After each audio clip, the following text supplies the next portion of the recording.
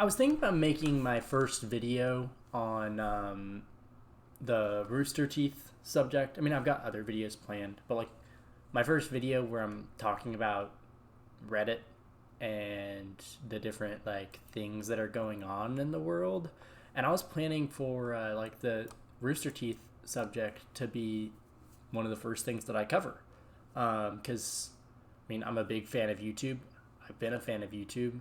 My parents were not a fan of me being a fan of YouTube, but like everyone else, I mean, I wasn't super into Rooster Teeth, or at least I didn't binge it as much as other people did. Um, but like, I still watched a lot of their videos, like the main series. Um, and so I was going to talk about that, but I decided not to because it definitely was not the highest on my priority list in terms of like videos that I'd watch.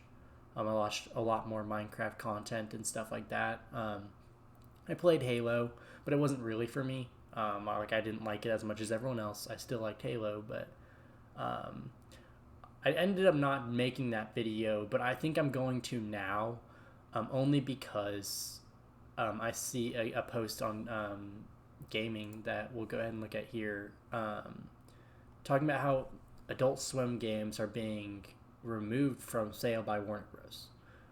Um, Now, I don't know how wide spanning this is going to end up being, um, but it looks like Warner Bros. Are slashing a lot of media that people really enjoy, specifically media in the gamer sphere.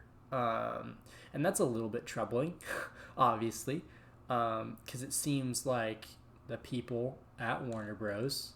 Are making decisions based on a lack of understanding of how important some of these IPs that they now own because they decided to buy everything up actually mean to people. So I don't know what exactly, like what games they're planning on axing, um, but it looks like there's going to be a lot of games that people care about that are being retired from Steam, is what the term they used, retired from Steam, as if it really costs them any money to have the games on Steam.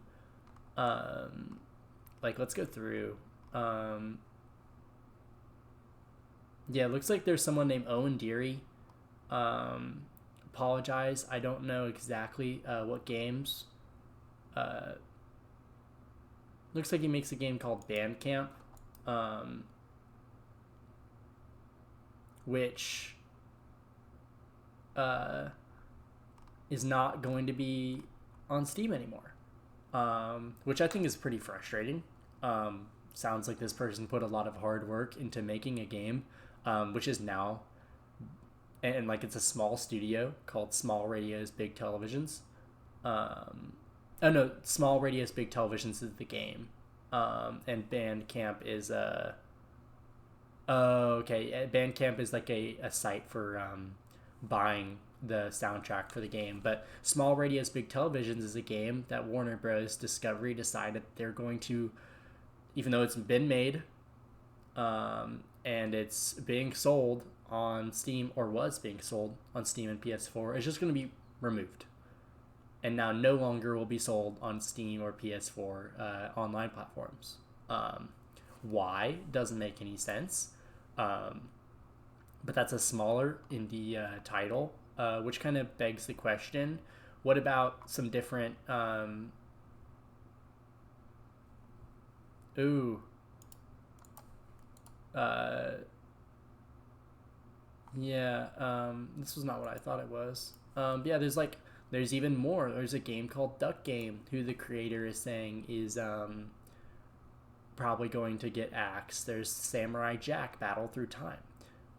Point is, it seems like this is representing a fundamental issue.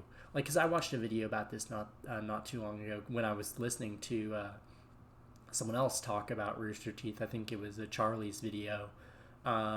It seems like these companies are no, it was Ludwig. It seems like these companies are buying up IP, financing small creators to make things, but now decide that they no longer want to be in gaming and the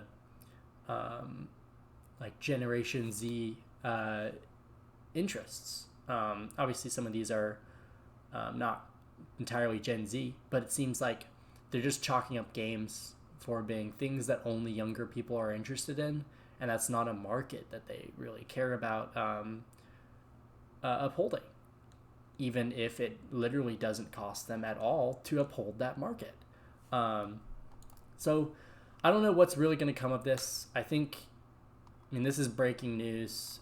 People are being notified that even though it literally does not cost anything for them to keep these games up, they're just doing it to do it.